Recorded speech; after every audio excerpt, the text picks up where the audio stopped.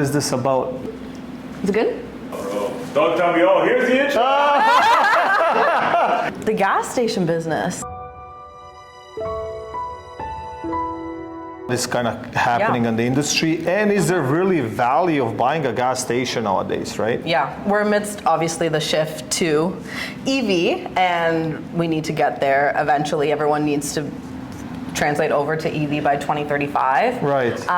However, amidst the shift, there's that understanding that, hey, gas stations are a dying business because no one's going to need gas to pump anymore, right, for their gas. However, what people don't realize is what the gas station business actually looks like on the back end. If you're looking at the finances, where the profit margins really lie. That's exactly what I wanted to ask you, is because like everybody's looking at like how many gallons or liters being pumped through a gas station, which is obviously a big deal for the traffic, but where is the actual money coming from? Yeah, so actually profit margins, the gas profit margins are actually one of the lowest, like the fuel.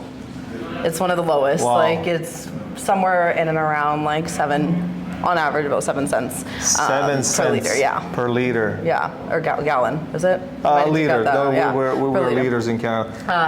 Yeah. That's that's small. Yeah, it's small. There's obviously fluctations to that, but ultimately in the gas station framework, the smallest profit margin is the fuel. And is the fuel. Is the fuel. God. And so you own a gas station. You're not buying a gas station because you're making money on gas. So Funnily enough, buying it? You're making money on that convenience store. Okay. The convenience store, those goods, they're not markup. They're is markup, huge, right? yeah. Like let's be real. There's that. How many Tim Horton drive-throughs have you seen at gas stations? Lately, I've seen a lot. Like they're trying to pump in all these franchises. I feel like into all these gas stations, and guess what?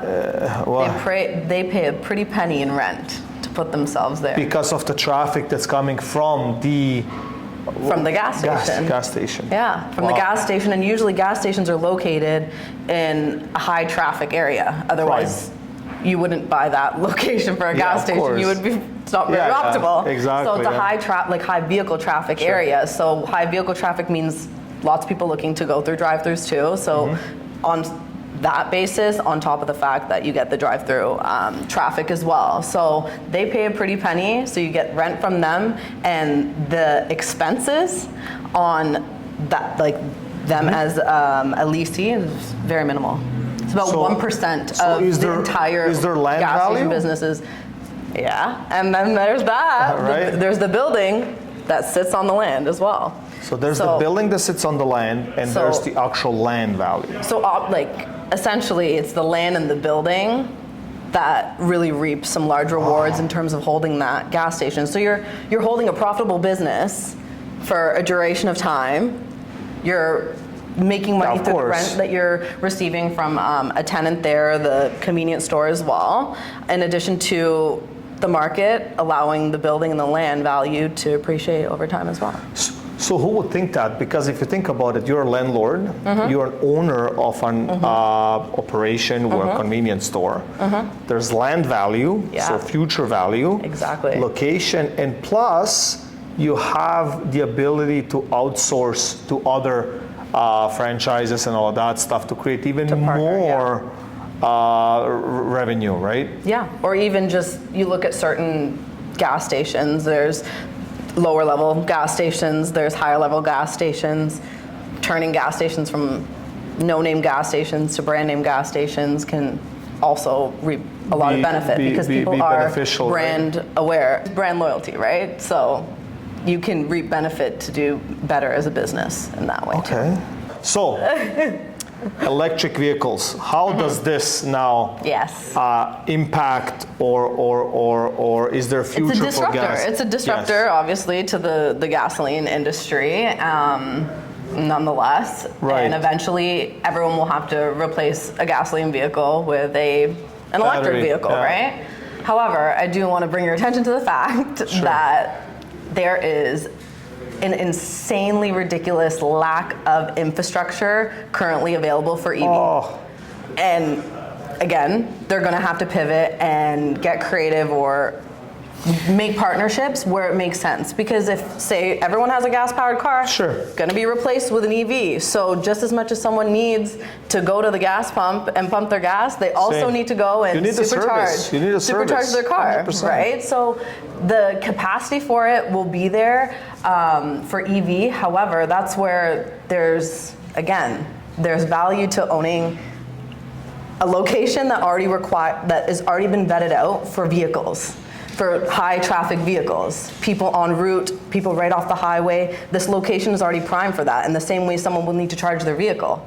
Right, 100%. So these gas stations eventually, think about it, they can be converted. They have the drive-through. They still have the convenience store. The same way people will need that when they're waiting for Services, their supercharge. 100%. It's not like, unfortunately, your Tesla can make you a meal yet, Yeah, I know. right? But if you think about it, like even more so, so you because flip those pumps into EV. yeah, charging you stations. flip them into EV, Land value. land again. value, and then revenue. With the convenience stores and with maybe restaurants or coffee shops is going to be even more valued because you cannot charge your vehicle within minutes like you can pump gas. So you will probably Good sit point. there. That's You know what a I mean? really Think good point. about I didn't that. even think about that. Yeah, you're sitting there. Supercharges 5-10 for a minutes, Tesla, maybe? which is what I'm basing this off Sure. of, is on average, say 20 minutes for a full charge, 15 right? So yeah, 15, you have 20 minutes yeah. more to burn than, or what, 15 minutes more to burn than if I were to pump gas in 5 Yeah, minutes. so like, and I asked myself, who would buy a gas station today? I did ask myself, many times. I'm like, who's buying these gas stations? honestly, right? You hear different stories, right? But that's honestly what most people will say. Even myself, that was the first question that I was like, isn't this a dying business? Because again, we don't know where these numbers actually come from. Like most of the gas profit goes to the government. yeah, of course. A lot of that Like money is, a small portion of that is really small margins and all of that stuff. Yeah. But can they actually make money from these convenience stores in order to demand or to ask millions of dollars for their gas stations? Now, obviously now, it's not a listing presentation, but you see some of these prices, at 3 million, 5 million, 12 million, whatever the case is. Obviously, depending on the location, you're looking at everything. I'm like, okay, can this store actually bring that kind of profit? So that's the thing. I guess this is where that land value comes into place. A large portion of the gas station sales that you see is including a building and land, and there's lots of value to be had there. And that's why, like you're saying, it's not, those evaluations aren't just based on the merchandise and gas sales. A large portion of the valuation of gas station businesses really come from the land and the building. And we can open up another can of worms. There's different ways in which you can get into the gas station business, and one of them being where you don't own the land and building, which means that you can get in with a lot less capital. And so what do you own at that point? Just a convenience store, maybe, you just or own the business? the business. You Oh, own the the gas business station, inside. just the gas station business itself. Okay. So that's a lot less costly in and Obviously. around say $1 million. Let's give you a ballpark Sure. of around So it's 5 to 10 times less, obviously. A decently successful that you can kind of grow a little bit, but. With that being said, once there's land and building involved, that multiplies by Okay, Marissa, 4 or 5 times, right? like some of That these value. gas stations, now, it's insane.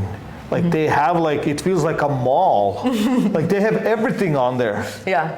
All these franchises, 5, 6 of them. Those are the en routes too. Car washes. Oh, by the way, why aren't there more of them on route gas stations? Or they're set accordingly, or to be completely honest, I'm not 100% familiar with the en routes, because I think a little bit of that plays into the government. I think in terms of en routes, of how they want to make sure, yeah, exactly. But in terms of how many they want to insure along a corridor. But I do know that in the sense of any franchise, any branded gas station, they're the actual brand themselves, say Shell or Esso, Sure. Petro-Canada, they do the due diligence to ensure that that's an area in which they'll allow you to. So to Yeah, have because that gas station. I don't think right? I have seen one driving from Toronto to Niagara Falls. No. No? No. Where? Zero. Oh, yeah. Think about that, right? So it's Yeah. only along 401. Yeah. So there's obviously driving towards Montreal, there are a couple, driving towards Windsor, a couple. But Niagara Falls, zero. I think maybe the en route is just specifically for 401 because that's like it connects into the Trans-Canada Highway, maybe? Yeah, could be. But it's an interesting point. But they're getting bigger and bigger, right? Like and some of these companies, especially outside the city, like I said, they're becoming a mall. You know, they have it's like a hub almost. It is, yeah. So that's pretty interesting. And again, those require a lot more capital to get into because you get to benefit from that, right? Like you almost have exclusivity to like all the traffic that's coming along those highways. Like the entry for that is quite huge. And I don't think if you were a first-time gas station owner, these franchisees also they have to approve the individual, right? So they I don't see that happening as like a first-time gas station owner or anything like that. Right. Like you need to be someone with multiple gas stations that you run successfully to be able to do that. But ultimately, I opened my own eyes to the fact that there's a lot of potential. I was going to say you don't think about that, right? Like you don't think about that, right? So So I want to leave you viewers with something to think about. With a little war that has been going on between the gas stations and the evolution. But guess what? Okay, so I live downtown. In downtown Toronto, if you want to supercharge your car, you have to go to either Don Mills or Sherway Garden. Wow. Don Mills or Sherway Garden. There's chargers. Yes, there's chargers. There's charging stations. Regular gasoline. There's only come on. So there's a supercharger Sherway, Don Mills. There's another one on Burlington, Mapleview. Yeah. And maybe 400. There's one off of I believe Winston Churchill and 401 as well. Yeah. There's supercharge there. Yeah, Winston Churchill 401, which is that kind of lack of infrastructure. So again, I foresee a little bit of a delay even in the adoption of entire EV. Let's see. Look at Eglinton LRT, or look at the Eglinton subway. Oh my gosh, everything is a delay. But anyway. If you're in the market to buy a gas station, I think it's always a good time. So give me a call. Honestly, I can show you what the potentials are in terms of this kind of business. Fair enough. Yeah. Thank you for coming. Yeah. Thank you so much for having me, Ellis. Thanks.